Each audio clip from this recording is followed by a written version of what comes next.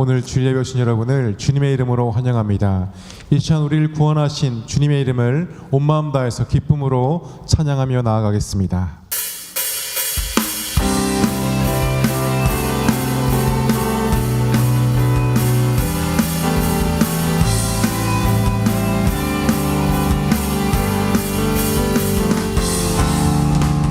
그날이 도적같이 이를 줄 너희는 모르느냐.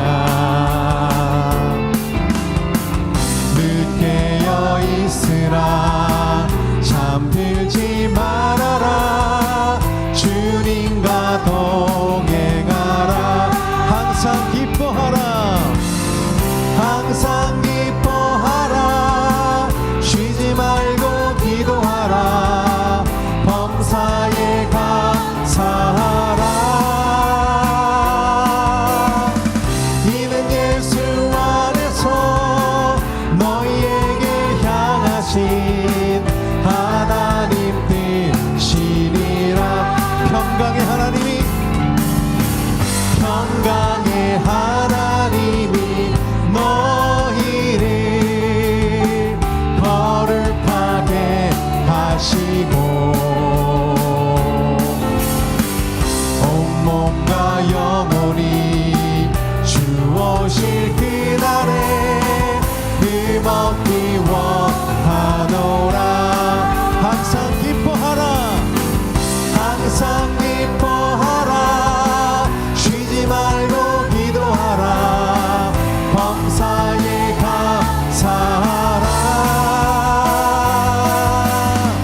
이는 예수 안에서 너희에게 향하신 다시 한번 찬양합니다. 그날이 도적같이 구원하신 주님을 노래합니다. 그날이 도적같이 이를 줄 너희는 모르느냐. 늦게 깨어 있으라 잠들지 말아라 주님과 동행하라. 그렇습니다. 항상 기뻐하라 항상 기뻐하라 쉬지 말고 기도하라 범사에 감사하라. 이는 예수 안에서 너희에게 향하신 하나님 뜻. 우리 온 마음 다해서 항상 기뻐하라 항상 기뻐하라 쉬지 말고 기도하라 범사에 감사하라. 이는 예수 안에서 너희에게 향하신 하나님 뜻이니라. 기도하자 우리 마음 합하여 기도하자 우리 마음 합하여 할렐루야 할렐루야 아멘 할렐루야 아멘. 기도하자 우리 마음 합하여 찬송하자 우리 모두 주님께 찬송하자 우리 모두 주님께 할렐루야 아멘 할렐루야 아멘. 찬송하자 우리 모두 주님께. 그렇습니다. 걸어가자 하늘 영광 저물 걸어가자 하늘 영광 저물을 할렐루야 할렐루야 아멘 할렐루야 아멘. 걸어가자 하늘 영광 저물 구원의 하나님을 바라봅니다. 바라보자 주님 계신 천국을 바라보자 주님 계신 천국을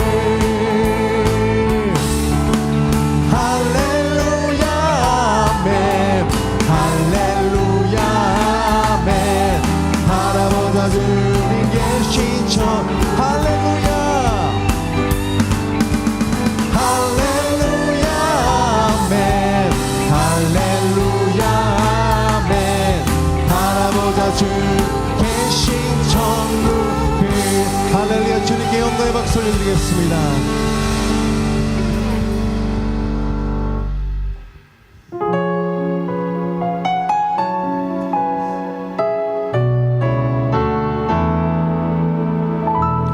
주님 큰 영광 받으소서. 홀로 찬양 받으소서. 모든 이름 위에 뛰어난 그 이름, 온 땅과 하늘이 다 찬양해. 겸손하게 우리 무릎 꿇고 주 이름 앞에 영광 돌리세. 모두 절하세. 독생자 예수 주님께 찬양 드리리. 모든 영광과 존귀와 능력 받으소서.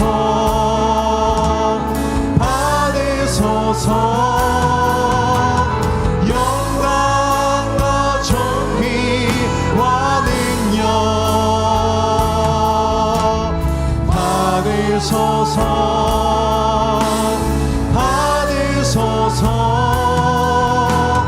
그리스도 살아계신 하나님. 다시 한번 고백합니다. 주님 큰 영광 받으소서. 주님 큰 영광 받으소서.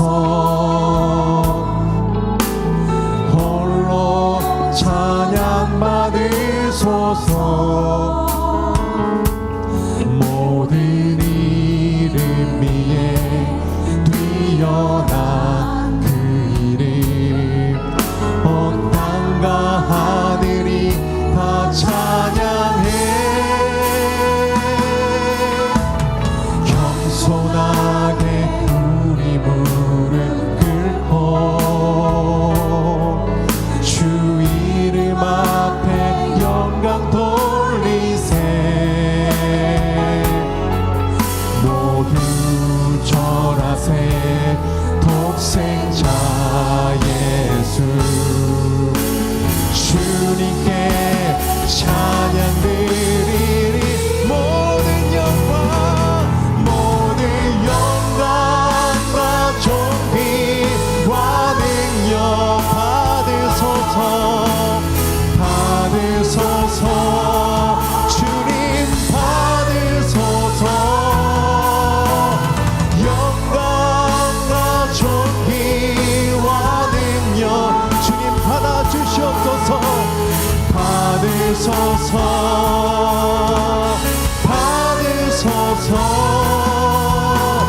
그리스도 살아계신.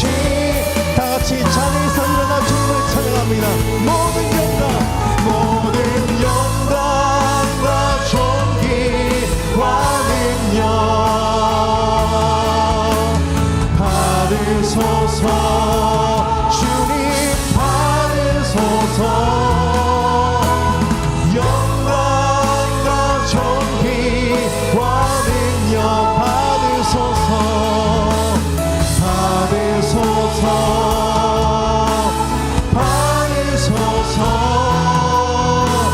그리스도 살아계신 하나님. 할렐루야. 그에게 박수 올리겠습니다.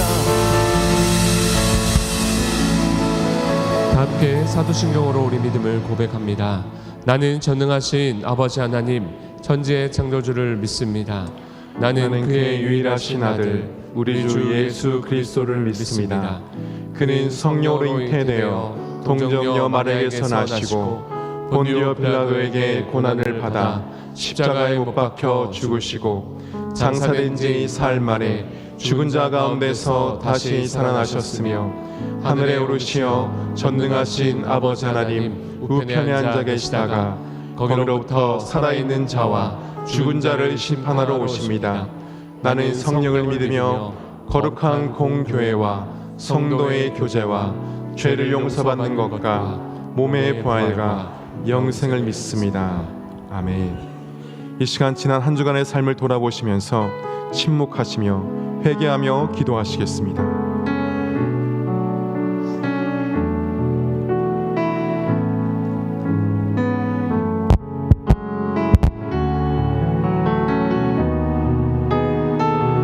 그러므로 너희가 회개하고 돌이켜 너희 죄 없이 함을 받으라. 이같이 하면 새롭게 되는 날이 주 앞으로부터 이를 것이요 우리의 죄를 십자가에 사하신 예수 그리스도 이름으로 기도합니다. 아멘. 교독문 45번 교독하시겠습니다. 내 영혼아 여호와를 송축하라. 내 영혼아 여호와를 송축하며 그의 모든 은택을 잊지 말지어다. 내 생명을 파멸해서 속량하시고 인자와 긍휼로 관을 씌우시며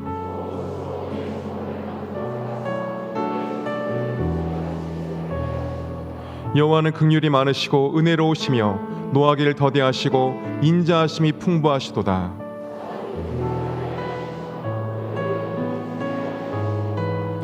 우리의 죄를 따라 우리를 처벌하지는 아니하시며 우리의 죄악을 따라 우리에게 그래도 갚지는 아니하셨으니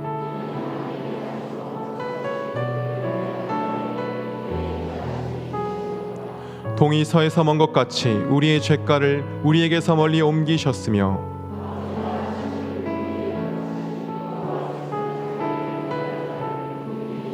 함께 읽습니다.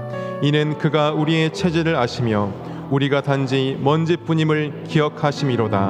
아멘. 자리에 앉으시겠습니다.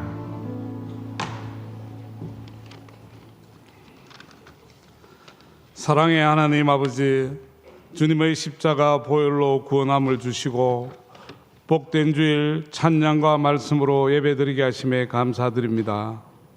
주님의 사랑과 은혜를 간절히 사모하는 마음으로 예배에 임하는 우리들의 마음을 붙들어 주시고 복된 주일 교회 곳곳에서 드려지는 예배가 하나님께 영광이 되며 저희들에게는 평강의 하나님을 체험하게 하옵소서. 주님, 이 나라가 계속해서 정치적, 사회적 그리고 경제적으로 서로가 반목하고 대립하며 많은 혼란 가운데 있습니다. 정치 지도자들에게 하나님의 지혜를 주시어 좌로나 우로나 치우치지 않고 하나님의 공의가 살아있고 하나님의 뜻에 합당한 방법으로 자유롭고 평화롭게 안전한 나라를 후손들에게 물려줄 수 있도록 선한 길로 인도하여 주옵소서. 우리 교회가 온전히 하나님의 영광을 드러나는 교회가 되게 하시고 교회에서 역할을 잘 감당하여 많은 생명들을 주님 앞으로 인도하여 이웃들에게 구원의 기쁜 소식을 전하는데 부족함이 없도록 도와주옵소서. 성도들의 성숙한 신앙생활을 위하여 교회에서 준비하고 진행하는 김해 제일 아카데미와 다음 세대의 겨울 행사를 주님께서 함께하여 주시고 이 일들을 위하여 기도하며 수고하는 교육자분들에게도 한량없는 은혜로 베풀어 주옵소서.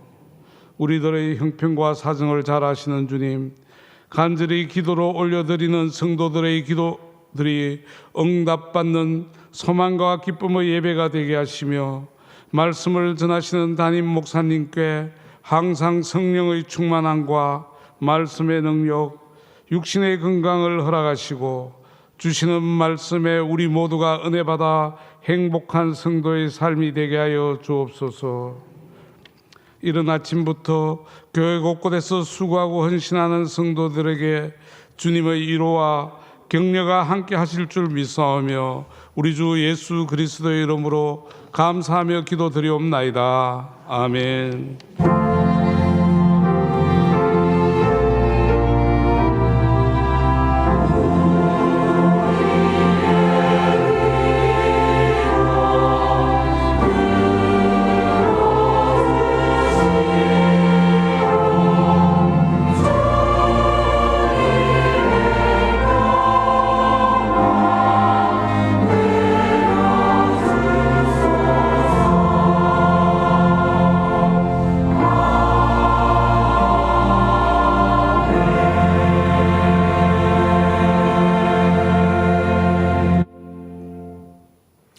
지난 성경을 일독하는 통큰통독 90일을 잘 마치고 큰 은혜 받으신 두 분의 간증자를 앞으로 모시도록 하겠습니다.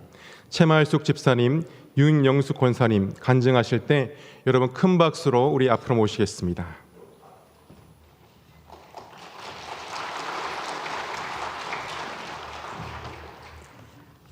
이 세상에서 금과 관련된 중요한 세 가지는 소금, 황금, 지금이라고 하는데 지금 이 순간 많이 떨리고 긴장됩니다. 인사드립니다. 신임 집사 최말숙 집사입니다.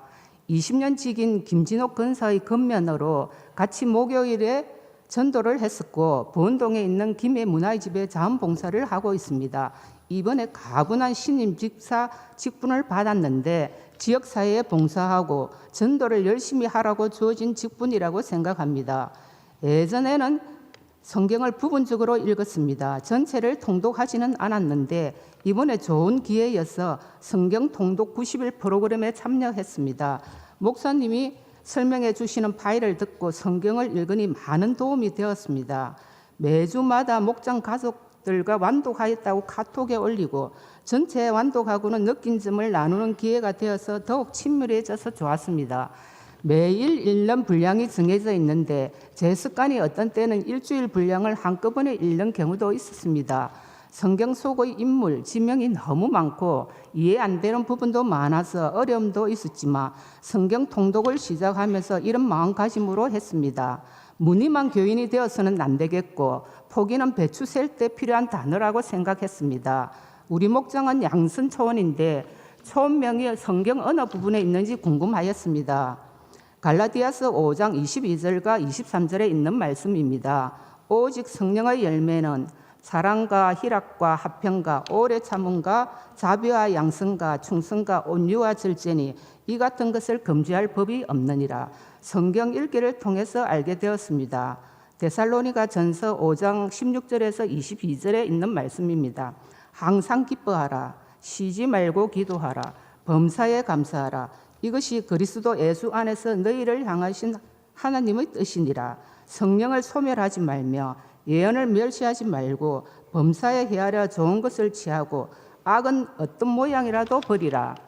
기뻐하라, 기도하라, 감사하라. 이 말씀은 예전에도 많이 들었는데 데살로니가 전서 5장에 있는 말씀인 것을 알게 되어서 성경 읽기가 유익한 시간이었습니다. 창세기부터 요한계시록까지 완독하였다는 뿌듯한 성취감이 있습니다. 성경 읽기는 교인의 첫 번째 신앙생활이라고 생각합니다. 근래에 교회에 오신 새가족분들도 많이 계시고 성경 읽기를 망설이시는 분들은 읽기를 권면드립니다.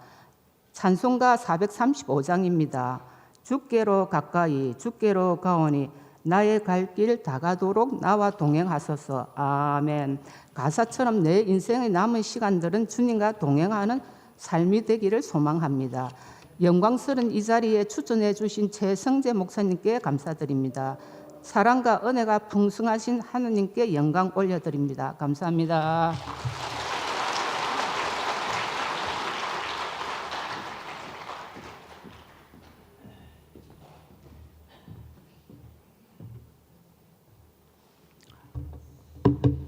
안녕하십니까. 저는 자비초원 이옥자 목장 윤영숙 권사입니다.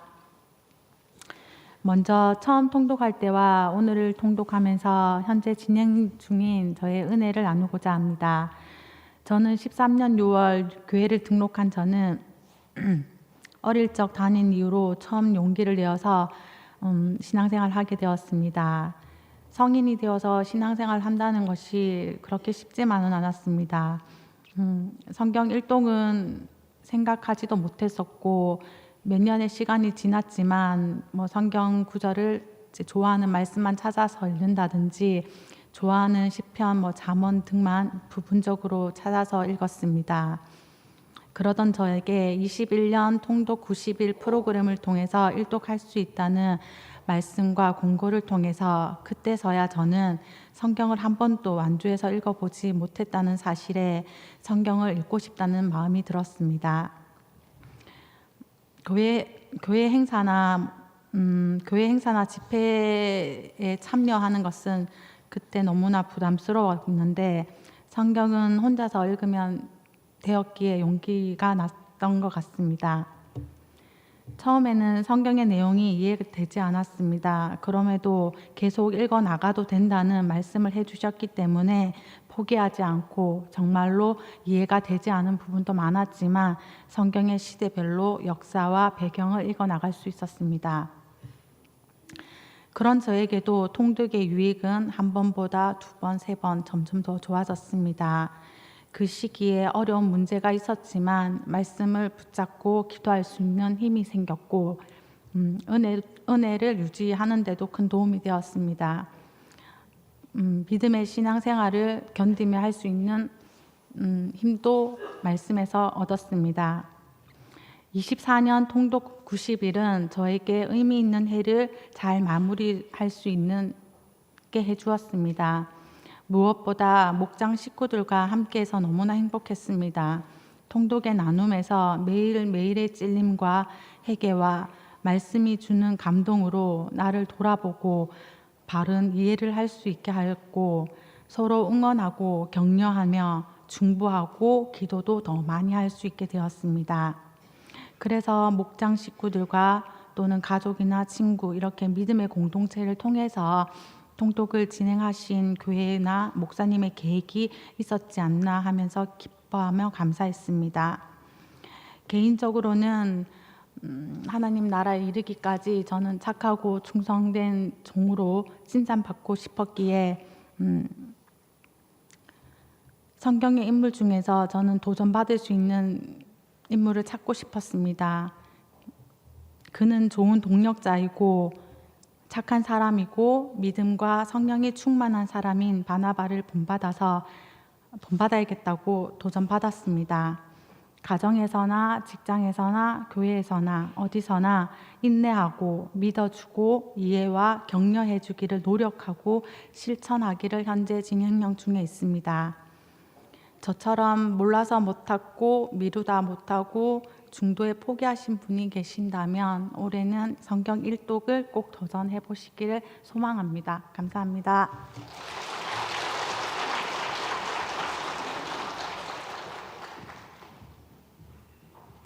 옆 성도님과 인사하시겠습니다. 하나님의 이름으로 사랑하고 축복합니다. 오늘 교회 처음 오신 새 가족을 소개하겠습니다. 스스로 오신 민은희님 20일 여전도회입니다. 스스로 오신 김혜은님 25 여전도회입니다. 잠깐 자리에서 일어나시면 우리 큰 박수로 환영하겠습니다. 환영합니다.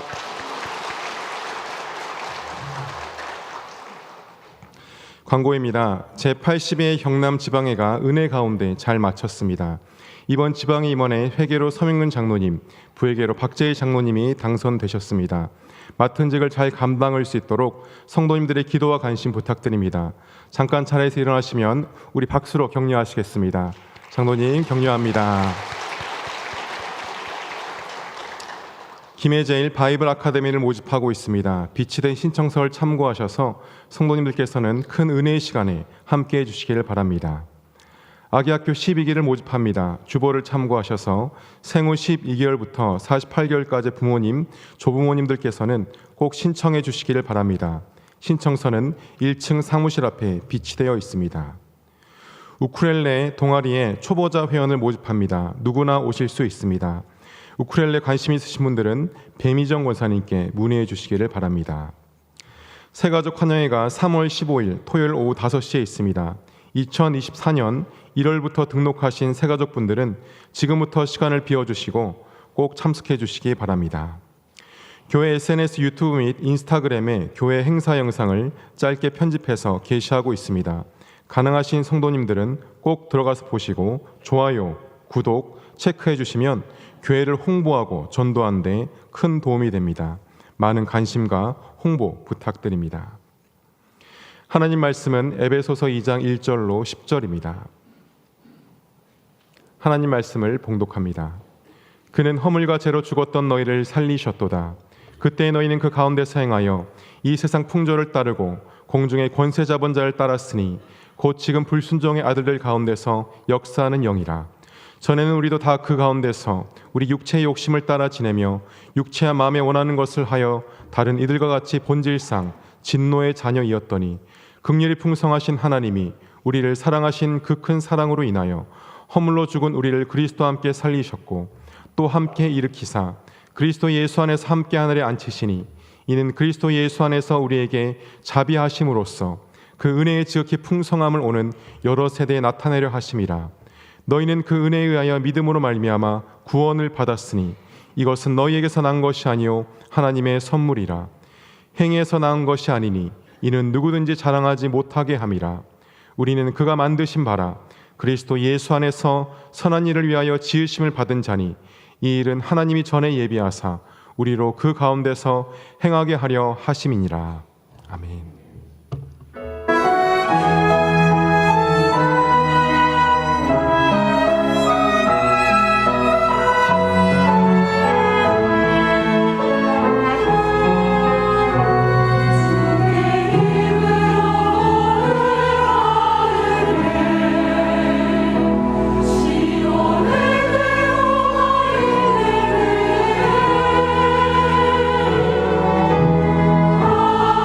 하나님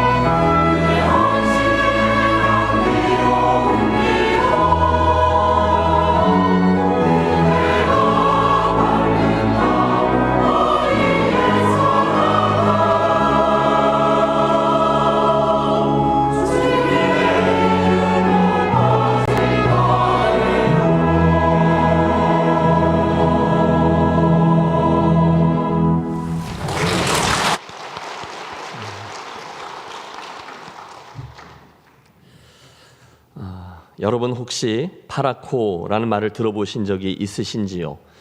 깨뜨릴 파, 떨어질 락, 그리고 집호 자를 써서 파라코라고 하는데요.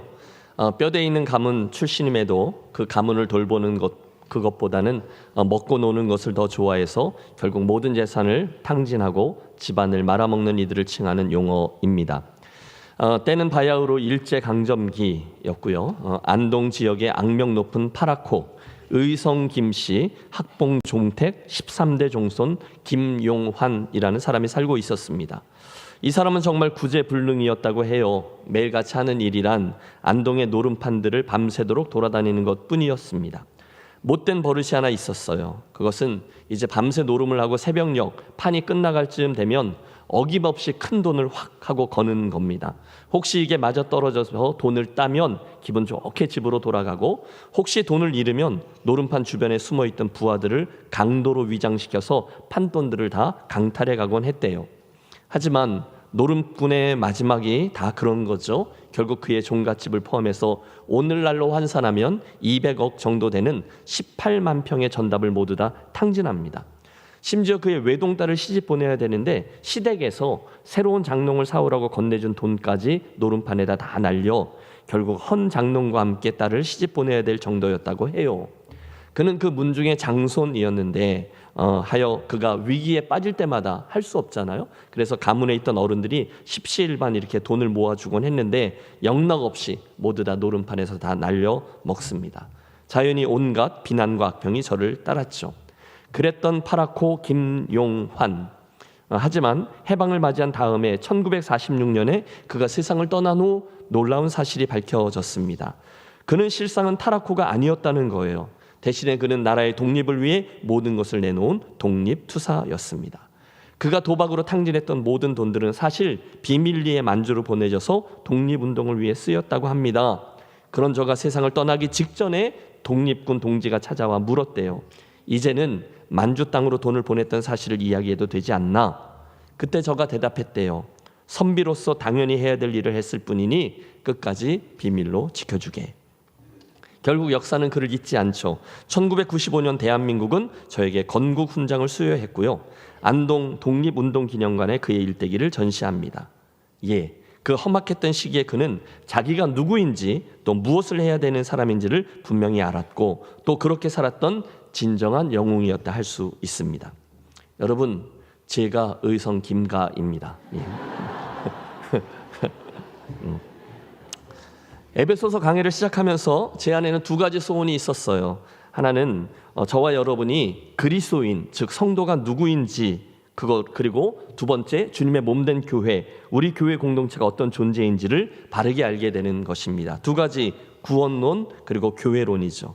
맞습니다. 성도는 이 두 가지, 구원론과 교회론이 분명해야 해요. 왜냐하면 그 정체성에서부터 그런 내가 이제 어떻게 또 무엇을 위해 살아야 하는지, 또 그런 교회인 우리가 어떻게 세워져야 하고 무엇을 해야 하는지의 해답이 나오기 때문이죠. 그중에 오늘 우리가 함께 대한 본문 2장 1절에서 10절까지의 말씀은 그 첫 번째 해답, 즉 구원받은 성도가 누구인지 어떤 사람인지 우리 성도의 정체성에 대한 이야기를 담고 있습니다. 구원받은 성도, 그리스도인인 나는 도대체 어떤 존재입니까? 하나님은 그런 나를 위해서 무엇을 행하셨고 그 결과 내가 어떤 존재가 되었나요? 여러분, 오늘 설교의 제목이 성도의 이전과 이후이거든요. 우리는 어떤 존재였는데 어떤 존재로 변화되었습니까? 그래서 이제는 어떻게 살아야 마땅합니까? 하나님은 그런 우리에게 무엇을 기대하십니까? 오늘의 이 설교를 이끄는 질문들이 되겠습니다. 자, 오늘의 설교는 이 본문을 쭉 읽어 내려가면서 이 이야기들을 나누는 건데 1절은 이렇게 시작됩니다. 그는 허물과 죄로 죽었던 너희를 살리셨도다. 사랑하는 여러분, 이 말씀은요, 저와 여러분의 시선을 구원받기 이전 그 원래의 내 모습에게로 향하도록 해줍니다. 저와 여러분은 원래 허물과 죄로 죽었던 존재, 육신으로는 살아있어서 영적으로는 죽어있는 하나님과 단절된 존재라는 거예요. 죄, 타락 때문이죠. 물론 이 죽음은 원래의 생명과의 단절, 생명의 근원이신 하나님으로부터 끊어져 있는 상태를 뜻합니다. 오늘도 이 세상에는 착한 사람, 또 대단한 일을 하는 사람, 똑똑한 사람 등등 다양한 이들이 있어요. 하지만 하나님은 그들 모두를 죽었다라고 선언합니다. 하나님을 모르는 이들은 누구나 영원한 죽음과 멸망과 저주의 상태에 머물러 있어요. 그때 그런 우리들의 상태에 대해서 2절과 3절은 이렇게 설명합니다. 그때 너희가 그 가운데서 행하여 어떻게? 첫째, 이 세상 풍조를 따르고, 둘째, 공중의 권세 잡은 자를 따랐으니 곧 지금 불순종의 아들들 가운데서 역사하는 영이라. 전에는 우리도 다 그 가운데서. 셋째, 우리 육체의 욕심을 따라 지내며 육체와 마음이 원하는 것을 하여 다른 이들과 같이 본질상 진노의 자녀이었더니. 여러분, 그런 이들의 특징입니다. 구원받기 이전에 우리들은 먼저 이 세상 풍조를 따라 살았다는 거예요. 세상의 방법, 시대의 사조, 세상의 풍속, 세상 사람들이 가지고 있는 가치관과 문화를 쫓으며 삽니다. 주님은 너희는 이 세대를 본받지 말고 오직 마음을 새롭게 하여 변화를 받아 하나님의 선하시고 기뻐하시고 온전하신 뜻이 무엇인지 분별하도록 하라 말씀하셨는데, 아직 구원받지 못한 이들은 여전히 세상 사람들이 생각하는 가치를 쫓으며 살아갑니다. 둘째, 그들의 특징은 공중의 권세 잡은 자를 따랐으니 곧 지금 불순종의 아들들 가운데서 역사하는 영이라 했습니다. 예수를 믿지 아니하는 이들의 삶은 아무리 그럴싸해 보여도 실상 그 뒤에 누군가가 자리하고 있어요. 누구입니까? 누구를 따릅니까? 공중의 권세 잡은 자, 즉 마귀가 자리하고 있고 결국 그 죄의 종노릇을 하게 된다는 거죠. 사랑하는 여러분, 기억하십시오. 저와 여러분의 죄와 불순종, 그 배후에는 반드시 역사하고 있는 악한 영이 있어요. 사탄이고 마귀입니다. 속이는 자예요. 절대로 그의 존재를 잊으시면 안 됩니다. 성도들이 흔히 범하는 실수가 있습니다. 그것은 이 마귀의 존재를 별것 아닌 것처럼 무시하는 겁니다. 또 반대로 그 마귀를 너무너무 두려워하는 것이기도 합니다. 그러나 이 양극단이 옳지 않아요. 성경은 우리에게 그 마귀를 무시하지도 말고 두려워하지도 말라라고 말씀합니다. 여러분, 마귀는 있습니다. 끊임없이 우리를 무너뜨리기 위해서 애를 씁니다. 따라서 성도는 마귀의 존재와 역사에 대해서 경각심을 가지되 무지하거나 또는 무시하거나 하지 않고 주님 주시는 지혜와 능력으로 그를 늘 의식하고 대적하고 무찔러야 할 것입니다. 어떻게 해요? 이제 에베소서 6장에 나오는데요. 하나님이 주시는 전신갑주를 입고서요. 세 번째, 구원받기 이전의 사람들이 어땠다고요? 육체의 욕심을 따라 지내며 육체와 마음에 원하는 것을 하여입니다. 하나님을 떠나 있어요. 세상을 쫓으며 마귀의 종노릇을 하는 이들은 자연히 육체의 욕심과 정욕에 사로잡혀 살아갑니다. 여러분, 멀리 갈 것도 없어요. TV만 틀어보십시오. 오늘 우리들을 이끄는 대중문화를 보십시오. 또 넷플릭스를 보십시오. 영화를 보십시오. 더 가지고 더 누리고 더 낄낄대고 즐기는 것 외에 뭐가 있습니까? 없습니다. 다들 육체와 마음이 원하는 대로 행하는 게 대세예요. 그 결과 본문은 그런 이들 모두를 본질상 진노의 자녀였다라고 선언합니다.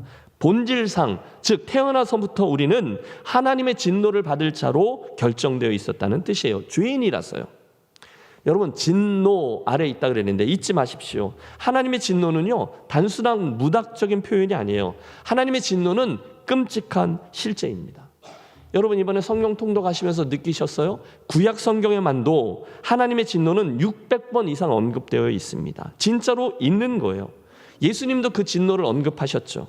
내가 내 친구 너희에게 말하노니 몸은 죽이고 그 후에는 능히 더 못하는 자들을 두려워하지 말라. 대신에 마땅히 두려워할 자를 내가 너희에게 보이리니 곧 죽인 후에 또한 지옥에 던져놓는 권세 있는 그를 두려워하라. 내가 참으로 너희에게 이르노니 그를 두려워하라. 그분이 있다는 거예요. 진노가 있다는 거예요. 그분뿐이 아니죠. 사도 바울을 비롯한 서신서들도 하나님의 진노를 우리들에게 계속해서 강조합니다.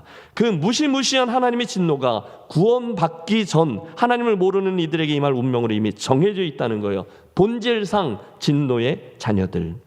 따라서 우리는 우리들의 구원에 대해서 이야기할 때마다 맨 첫 자리, 하나님의 진노 아래에 있던 우리들의 그 자리를 기억해야만 합니다.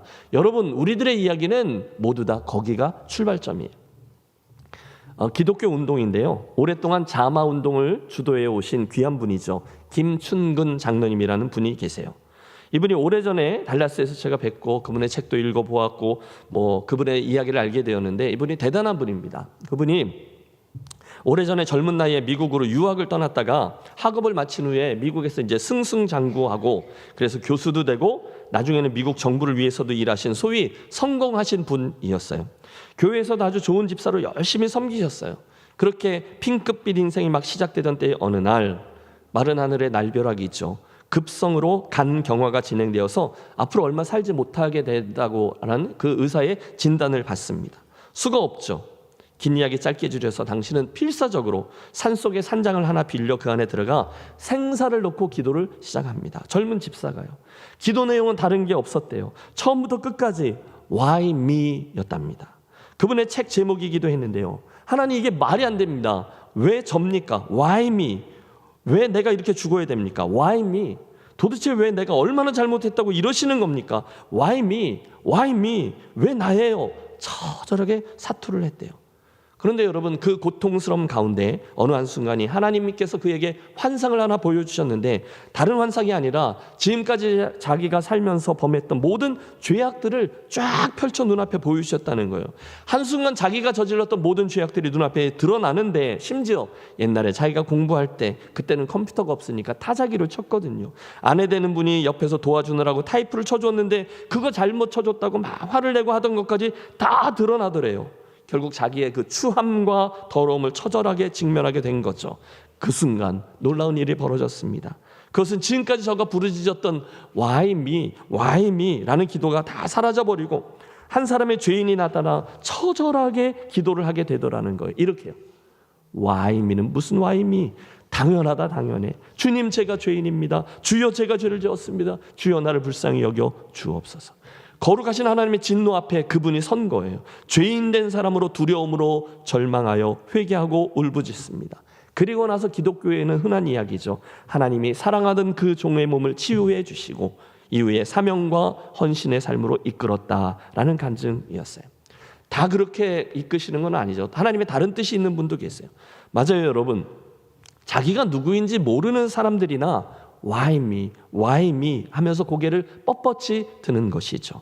자기가 원래 어떤 존재였는지, 자기가 원래 어떤 허물 아래에 있었고, 그래서 하나님의 어떤 진노 앞에 있었는지를 모르면 여러분, 그분들은 100% 똑같습니다. 감사하지 않습니다. 쉽게 불평합니다. 의인의식 가운데 남들을 쉽게 판단합니다. 늘 이래라 저래라 지시형으로 말합니다. 자동이 그렇게 돼요. 하지만 구원받은 성도는, 즉 내가 원래 어떤 존재였고 누구였는지, 어떤 죄를 지었었는지를 알아요. 본질상 진노의 자녀였다라는 사실을 처절히 깨닫습니다. 하나님께서 그런 나의 존재에 대해서 그만큼 진노하셨구나. 당신의 독생자 예수 그리스도를 십자가에서 죽여 그 죄를 사해야 할 만큼 그분은 죄를 싫어하고 또 진노하시는구나. 고개를 떨굽니다. Why me는 무슨 Why me?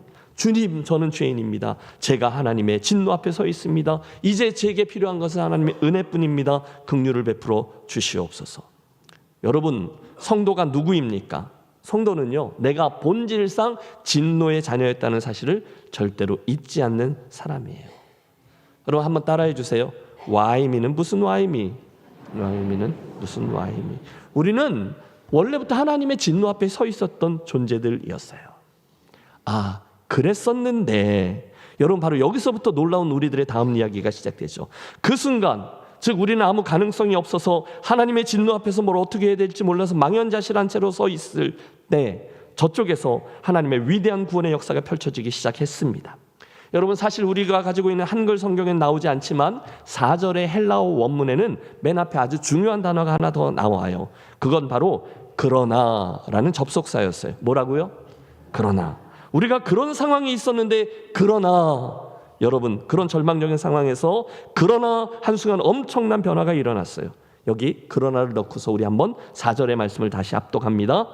그러나 긍휼이 풍성하신 하나님이 우리를 사랑하신 그 큰 사랑으로 인하여 허물로 죽은 우리를 그리스도와 함께 살리셨고. 아멘. 따라해 주세요. 그러나의 은혜. 한순간 전혀 가능성이 없던 우리의 인생에 그러나 엄청난 변화가 일어났어요.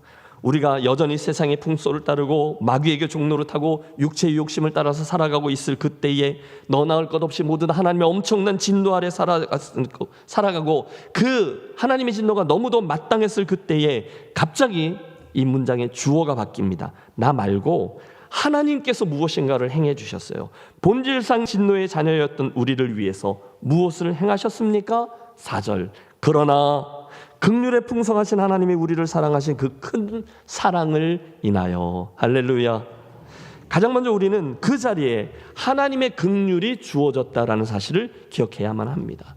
긍휼에 풍성하신 하나님이 먼저 그러나 그 자리에 있던 우리를 사랑해 주셨다는 거예요.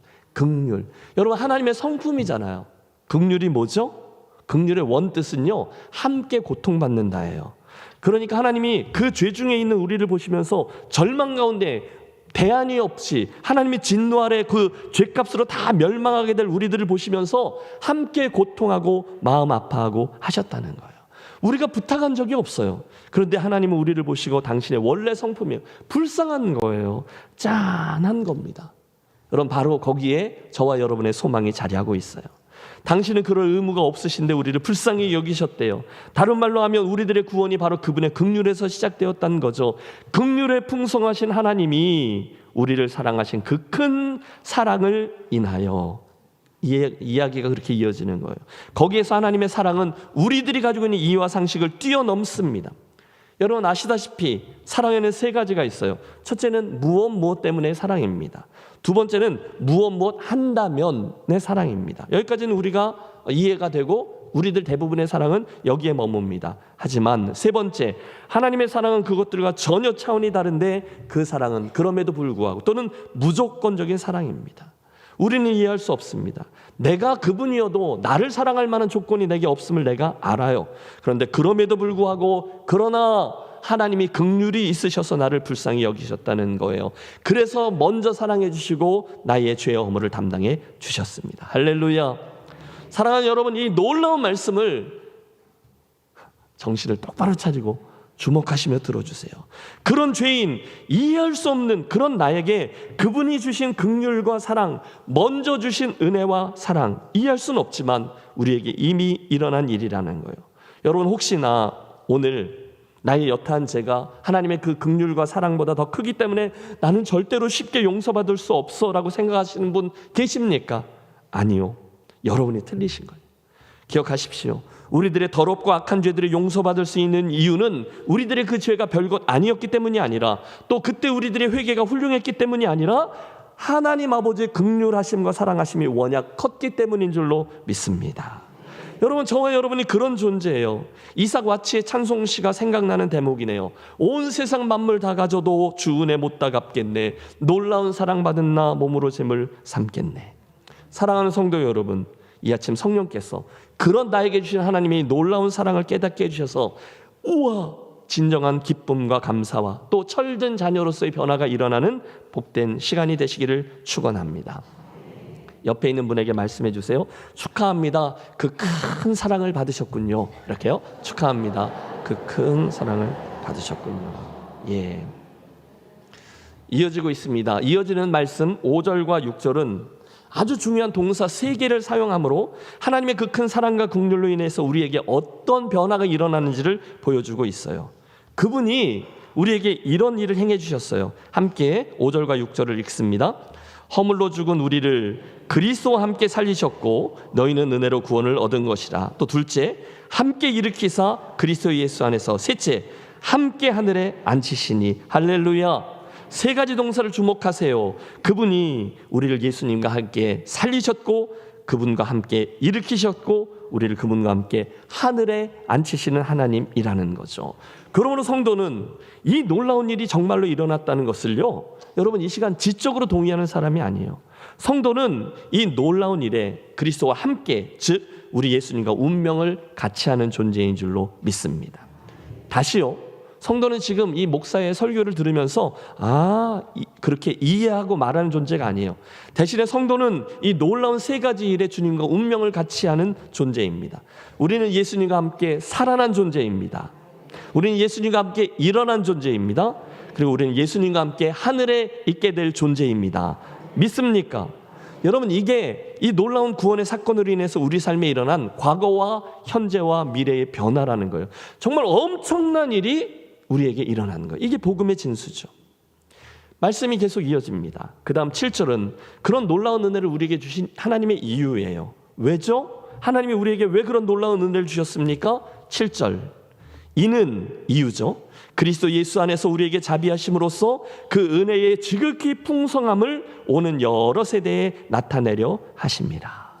한마디로 하나님이 우리를 구원해 주신 놀라운 그 이유는요, 이제 우리에게 베풀어 주신 그 은혜를 다른 여러 세대에게 간증이 되도록 하시기 위함이었다는 거예요. 우리를 통해서 하나님의 은혜가 어떤 것인지 드러나는 거예요. 그분이 뭘 행하셨는지, 그분이 어떤 분이신지를 주님이 우리를 통해서 보여주시기 원하는 게 구원의 이유라는 거죠. 사랑하는 성도 여러분, 오늘 저와 여러분이 예수 믿는 이 모습이, 그 믿음의 행보가 다른 믿지 않는 이들에게 하나님의 은혜는 이런 겁니다, 저를 보세요, 이렇게 멋진 간증들이 되는 인생이 되시기를 축복합니다. 우리에게 왜 그 은혜를 먼저 주셨다고요? 예, 그분 은혜의 풍성함을 오는 여러 세대에 나타내려 하셨다는 거예요. 이런 거죠. 오늘도 제 안에는요, 저의 부모님들의 신앙이 아주 귀한 유산으로 남아 무의식 중에 제 안에 드러나고 있어요. 늘 그게 어떤 바탕화면 같아요. 저는 저희 부모님들이 예수 믿는 모습을 통해서 그들이 하나님을 어떻게 사랑하셨고 그분 앞에 어떻게 진실되고 살려고 했는지, 그 성도의 삶을 위해서 얼마나 몸부림을 쳤는지를 제가 보고 자랐어요. 그 저희 부모님들의 기도 생활, 부모님들의 말씀 사랑하는 모습, 그분들의 진실된 믿음의 반응, 순종 등등이 저에게는 보이는 간증으로 쭉 자리하고 있어요. 여러분, 80년대에 한참 한국 교회에 성령 운동이 있었잖아요. 그 왜 매 동네마다 천막 집회들이 있고 막 방언으로 기도하고 뭐 부흥회 많이 하고 그 열심히 뭐 기도하고 뭐 기적도 일어나고 이럴 때였어요. 밤중에 잠을 자는데 이상한 소리가 들려요. 그래서 이제 선잠을 자다가 눈을 딱 뜬 거죠. 눈을 떠보면 제 부친께서 주무시면서 방언으로 막 기도를 하고 계신 거예요. 그럼 여러분, 신기하기도 하고 무섭기도 하고 부럽기도 하고 그랬습니다. 식구라고 저희가 달랑 3식구인데요. 가끔 그 가운데 방에, 조그만 방이니까 이불 놓고 이제 다 발을 거기다 끼워 놓고 있잖아요. 근데 제 장면이 있어요. 제 아버지가 이제 기타를 치시고 그 옆에 어머니가 있고 이쪽에 제가 있어서 우물가의 여인처럼 난구했네, 헛되고 헛된 것들을, 그 찬양을 함께 부르던 그 시간을 기억해요. D코드였어요. D코드. 부유하지는 않지만 행복했어요. 든든했어요. 왜냐하면 그 어린 나이에도 우리 가정의 기초가 하나님을 믿는 믿음 위에 세워져 있구나라는 걸 제가 느꼈기 때문이에요. 한 달은 어디서 들으셨는지 은밀한 중에 기도하시겠다고 기도 골방을 만든다고 진짜 마루 한 가운데를 이렇게 뜯으시고 삽을 가져와서 거기 있는 땅을 다 파내고 뚜껑을 하나 만들어서 거기를 덮은 후에 들어가셔서 소리를 지르시는 거예요. 들려? 안 들려? 막 그러면 제가 까까머리 학생이었는데 그때 밖에서 들려요? 뭐 안 들려요? 이렇게 대답하던 제 모습이 선명히 기억나요. 좀 별나시다는 걸 그때도 제가 알았어요. 그런데도 저는 아버지의 그 순수한 마음과 의도를 그 당시 벌써 느끼고 이해하고 있었어요. 재밌는 기억도 있습니다. 저희 아버님이 수입이 일정한 분이 아니셨거든요. 그런데 이제 저희가 단칸방인데 그 위에 다락으로 올라가는 쪽문이 하나 있었는데 그 안을 이렇게 열면 거기에 그게 뭐죠? 빨간색으로 된 그 돼지 저금통 있잖아요. 돼지 저금통 하나를 이렇게 시커먼 고무줄로 묶어서 그 안에 달아 놓으신 거예요. 그게 뭐냐면 11조 통이에요. 11조 통. 그러니까 우리 아버지가 어쩌다가 수입이 생기면 그 안에다가 11조를 따로 떼어서 1,000원짜리죠. 그걸 이렇게 꼬깃꼬깃 여러 번 접어서 그 저금통 안에다 넣으신 거예요. 제가 알아요. 저기 가면 1,000원짜리가 여러 개 들어있어 라는 거죠. 제가 여기까지만 말하겠습니다.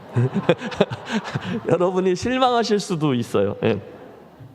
무슨 말씀을 드리는 것일까요? 그분들 삶에 그 은혜의 지극히 풍성함을 보여주는 증거들과 간증들이 묻어나오곤 했다는 거예요. 그걸 아들인 제가 분명히 보게 된 거죠. 동일하게 저는 그렇게 형성된 저의 믿음이 제 아이들에게도 그대로 보여주고 전달되기를 간절히 소원합니다.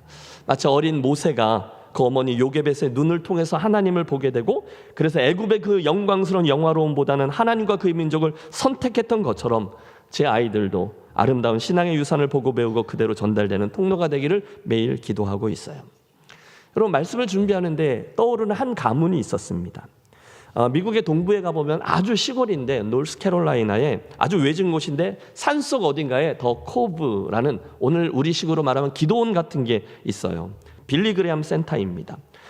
한 17년, 18년 전인데요. 거기에서 저희가 이제 한국 사람들이 목회자 수련회를 하는데 그때 이제 그곳에서 뵌 거죠. 그때는 그분이 돌아가시기 직전 한 100세가 거의 다 되셨을 때인데 그 빌리 그레함 목사님의 그 일대기가 벽면 한쪽에 쫙 전시되어 있는 거예요. 자신들의 그 가족사를 시간 순으로 정리하면서 보여주는데 그날따라 제가 보통은 그냥 쓱 보고 가는데 세세하게 그것들을 쭉 읽어 내려갔어요. 그분이 어렸을 때 어땠고, 언제 헌신했고, 언제 결혼했고, 무슨 일을 했고 쭉 읽어 내려가는데 갑자기 그분의 인생 전체가 저에게 훅 하고 들어오는 걸 느꼈어요.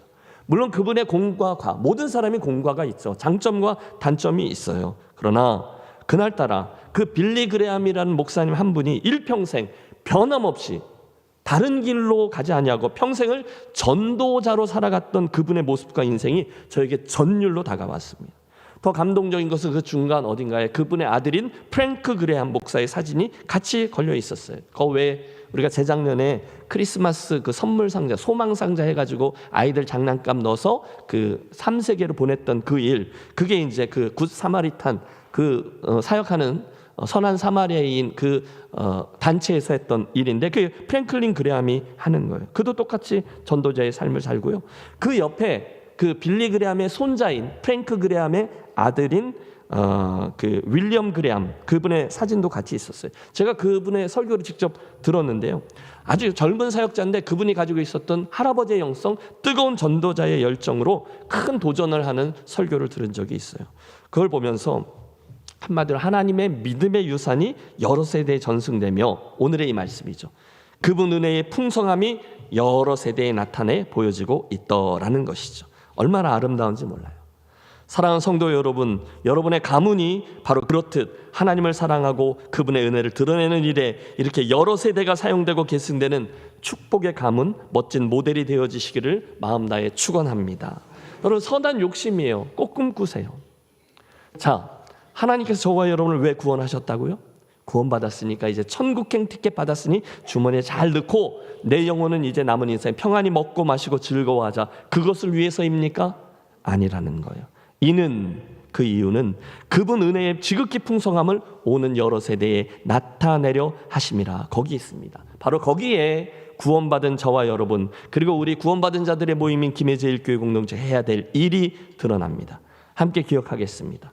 이미 구원받은 성도들의 삶과 그들의 공동체인 교회는 하나님이 우리에게 주신 은혜를 이 땅에 보여주는 일을 위해서 부르심을 받은 줄로 믿습니다.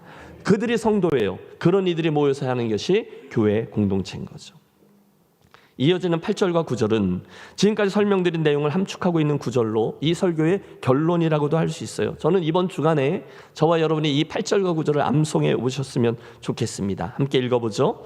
너희는 그 은혜에 의하여 믿음으로 말미암아 구원을 받았으니 이것은 너희에게서 난 것이 아니요 하나님의 선물이라. 행위에서 난 것이 아니니 이는 누구든지 자랑하지 못하게 함이라. 아멘.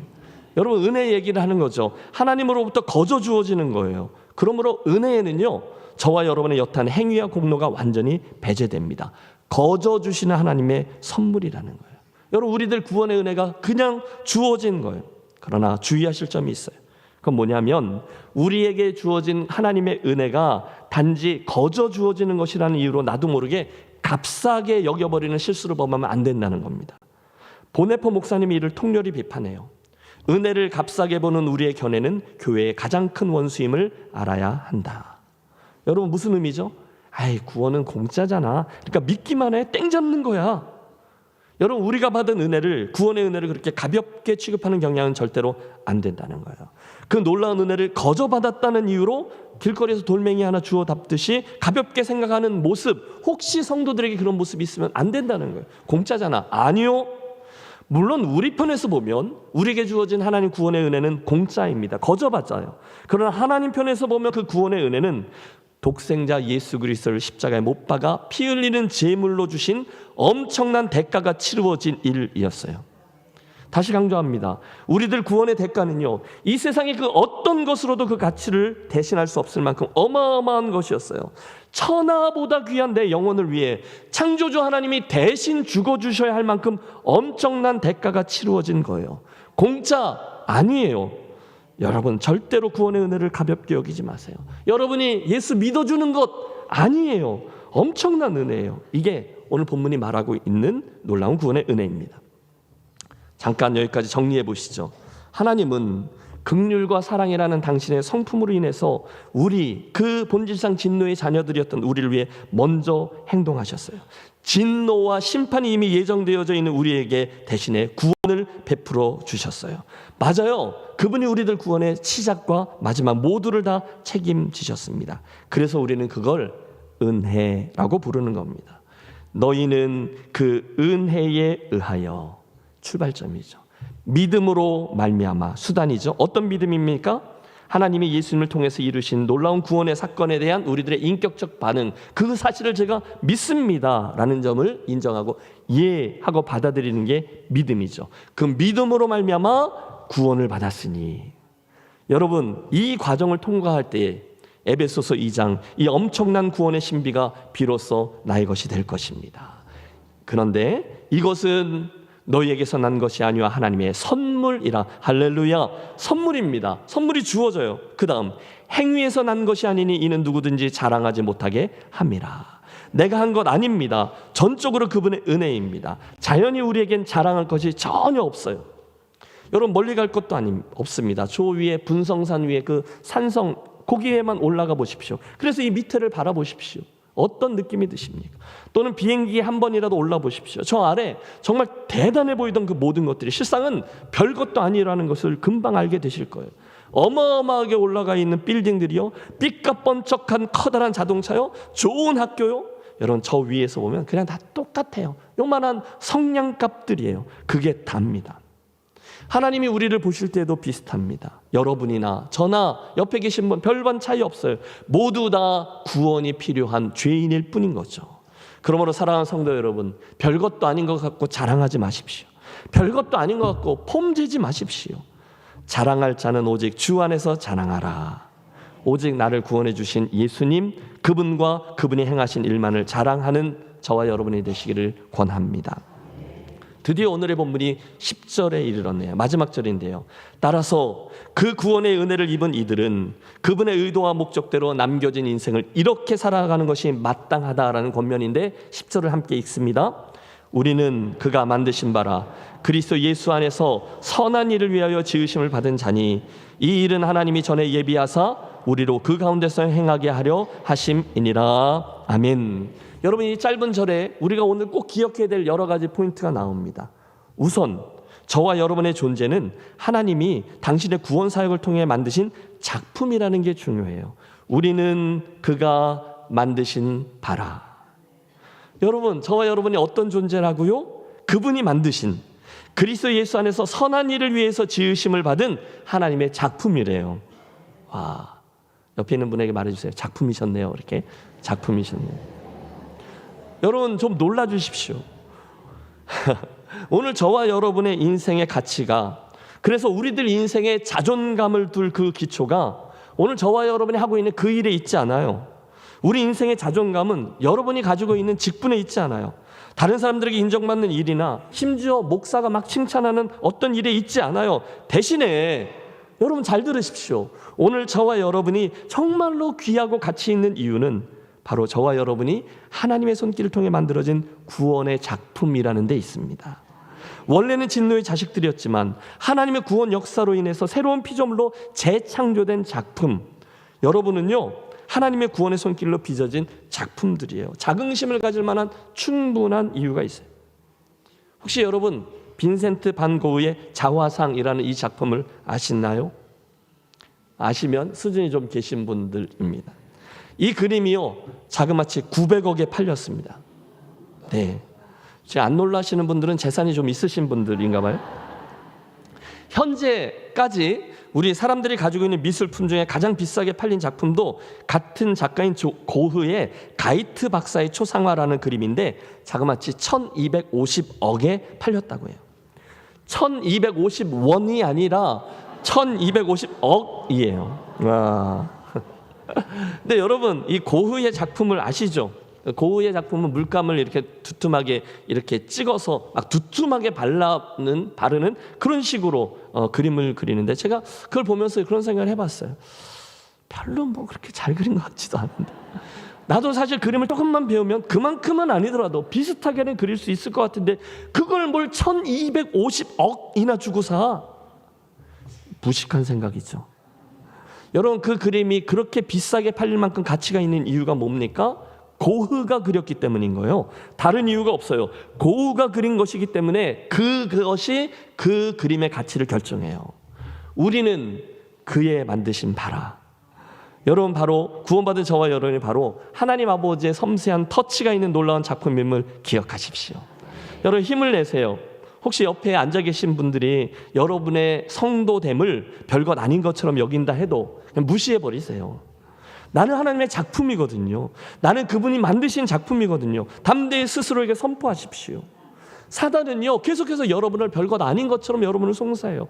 여러분이 구원받았다는 놀라운 사실을 인정하지 않으려고 하고 계속해서 찔러대요. 넌 또 실패했잖아. 너 그 정도잖아. 아이고, 내 주제를 알아야지. 그러나 그때마다 사랑하는 여러분, 선포하세요. 나는 하나님의 구원 작품이다. 나는 1250억이 치러진 고흐의 작품보다 훨씬 더 귀하다. 왜냐하면 나를 위해서는 예수 그리스도의 보혈이 치러졌기 때문이다. 와, 바로 그 순간에 우리에게는 자연스러운 감사와 찬송과 헌신과 충성과 섬김이 서서히 일어나게 될 겁니다. 여러분, 주목하세요. 그때는요, 이 구원의 은혜를 직시하게 되면 그때는 다른 사람들이 어떻게 하는지는 더 이상 내게 별로 의미가 없어요. 더 이상 내가 주님을 사랑하고 내가 주님을 섬기는데 그들이 어떻게 하는지는 전혀 상관없어요.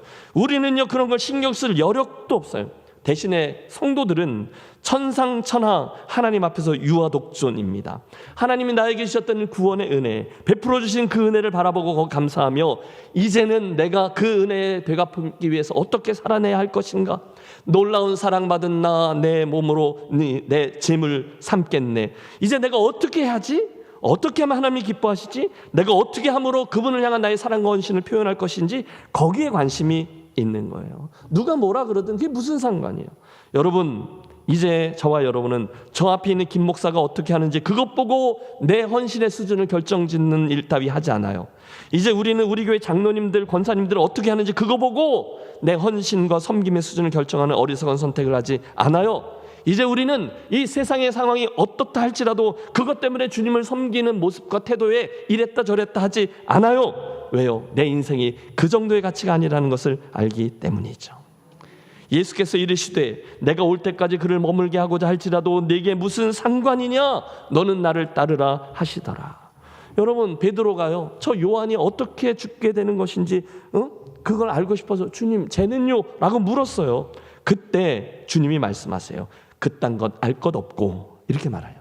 베드로인 너는 그냥 네가 가야 될 그 길을 가라라고 말씀합니다. 여러분 옆에 계신 분이 어떻게 헌신하는지 여러분이 무슨 상관이 있습니까? 여러분은 여러분의 주님을 따르시기를 권합니다. 그가 성도인 거예요. 이 아침 결단하셨으면 좋겠어요. 우리는 그가 만드신 바라 그리스도 예수 안에서 선한 일을 위하여 지으심을 받은 자니 이 일은 하나님이 전에 예비하사 우리로 그 가운데서 행하게 하려 하심이니라. 명심하십시오. 성도는요, 더 이상 즐거움을 위해서 인생을 사는 자가 아닙니다. 성도는요, 이제 더 이상 이 땅에 언제까지 될지 모르는 정함 없는 재물, 그것 쌓기 위해서 인생을 사는 자가 아닙니다. 여러분, 성도는요, 이제 더 이상 자녀들, 손주들 좋은 대학 보내서 어떻게 멋지게 되는 그런 것 위해서 인생을 사는 자가 아닙니다. 여러분, 속지 마십시오.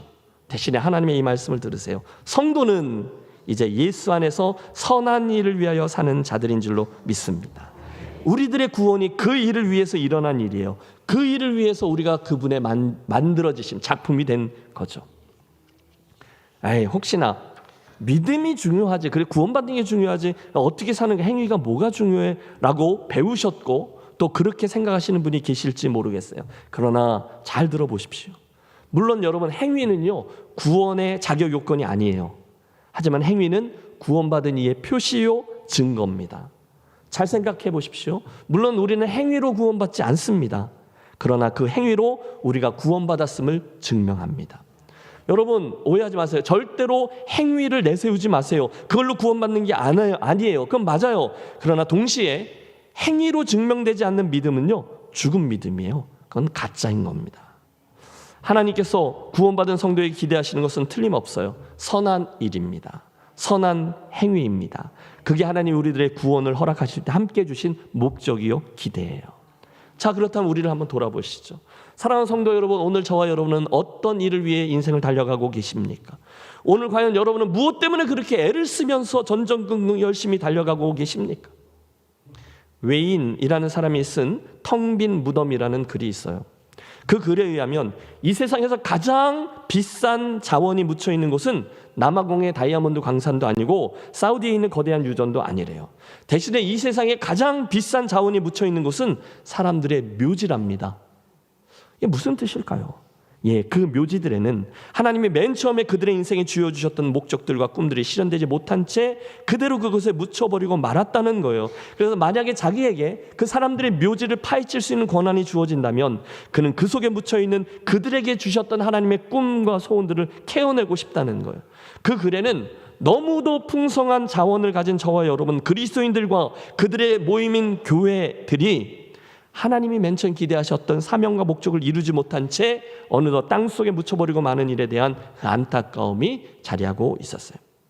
여러분, 오늘 예수 믿은 이후에 우리가 이 땅에 존재하고 살아가는 데는 하나님의 분명한 목적이 남아 있습니다. 구원받은 이후에도 내가 여전히 오늘 이 땅에 있다면 그것은 나를 통해서 이루길 원하시는 하나님의 꿈과 사명이 아직 남아있기 때문인 거예요. 이번 주 내내 그 웨인이라는 사람이 쓴 그 글 중에 그분의 각오가 제 마음에 계속 울리고 있었어요. 나의 좌우명은 살아있는 동안 내 속에 있는 모든 것을 비워내고 빈손으로 가는 거다. 나는 무덤에 묻힐 때 다 쓰고 남은 공허한 죽음 외에는 아무것도 땅에다 돌려주고 싶지 않다. 나의 묘비에 텅 빈 무덤이라는 비문이 새겨지기를 바란다. 사랑하는 성도 여러분, 오늘 설교의 제목이 뭐죠? 성도의 이전과 이후입니다. 무엇이 이전과 이후의 경계를 가릅니까? 하나님의 놀라운 구원의 역사입니다. 진노의 자리에서 출발해서 하나님의 은혜로 구원을 받은 후에 성도는 이제 어떻게 살아가야 합니까?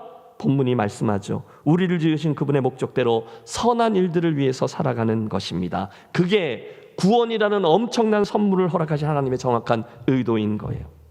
여러분, 우리 한어 성경에는 잘 구별이 되지 않지만 원문을 보면 저 앞에 있는 2절 구원받기 이전에 사는 것하고 10절 구원받은 이후에 사는 것을 표현할 때 동일하게 페리파테오라는 단어를 사용해요. 같은 단어 사는 것이라고 표현해요. 둘 다 사는 거예요. 그런데 사는 내용은 천지차이입니다. 전에는 죄와 허물 가운데 사는 것을 뜻합니다. 하지만 후에는 선한 일을 하면서 사는 것을 뜻해요. 그러므로 선한 일들을 하는 것은 저와 여러분 우리 김해제일교회 공동체가 하나님의 작품, 하나님의 새로운 피조물이 되었다는 것을 증명하는 결정적인 증거물이에요. 이 말은 저와 여러분의 삶에 그렇게 선한 일을 하는 것이 드러나지 않는다면 우리는 스스로가 하나님께서 창조하신 작품됨을 스스로 부인하는 셈이 된다는 거죠. 그래서 야고보 사도가 말한 거예요. 행함 없는 믿음은 죽은 것이라. 마틴 루터가 그래서 말한 거예요. 선한 행위가 칭의의 원인은 아니지만 그 열매인 것은 틀림없다. 선한 행위를 하며 살라는 거죠. 말씀을 맺습니다. 원래 저와 여러분은 죄와 허물로 인해서 죽었던 존재, 본질상 진노의 자녀들이었어요. 기억하십시오. 그런 우리를 오늘 에베소서 2장의 말씀이죠. 전적인 당신의 긍휼과 사랑으로 구원해 주신 그분의 은혜를 깊이 묵상하는 한 주가 되시기를 부탁합니다.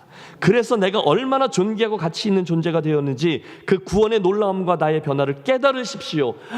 그런 일이 기뻐하십시오. 감사하십시오. 찬양하십시오. 그리고 결단코 그분 나에게 주신 구원의 은혜를 값싼 은혜로 치부하지 마십시오. 이제 여러분이 하나님 구원 사역의 놀라운 결과 작품이라는 것을 기억하시고 자존감을, 프라이드를 가지신 후에 마지막으로 그 작품됨의 목적이 무엇이었는지를 기억하시고 그것은 뭐죠? 우리로 선한 일에 열심인 그리스도인이 되게 하는 것이었어요. 끝. 설교 끝입니다. 말씀을 들으셨으니 구원 이전과 구원 이후가 분명히 다른 명백한 성도의 삶을 살아가게 되시기를 주님의 이름으로 축원합니다. 기도하겠습니다. 하나님 아버지, 그 놀라운 구원의 은혜로 구원받기 전과 후가 놀랍게 변화되어 있다라는 말씀을 듣게 하시니 감사합니다. 한 명도 빠짐없이 죽을 수밖에 없었던 우리 죄인들이 하나님의 은혜로 이제 새로운 피조물이 되었사오니 이제는 아버지의 그 뜻에 따라 남겨진 인생, 하나님의 은혜를 드러내는 산 간증인으로 또 하나님이 기뻐하시는 선한 일에 열심인 복된 주의 백성들과 교회되게 해 주시옵소서. 물론 행위로 구원받는 자 아니지만 구원받음의 증거로서 선한 일과 행위가 따라오는 복된 성도와 교회 되게 해 주시옵소서. 예수님의 이름으로 기도하옵나이다. 아멘. 함께 일어나셔서 결단하며 찬송합니다.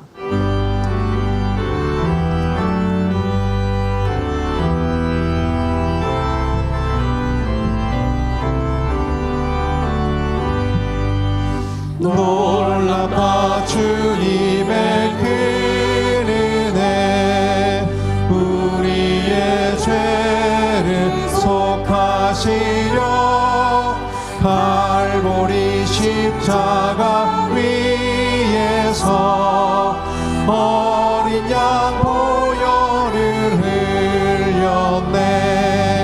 주의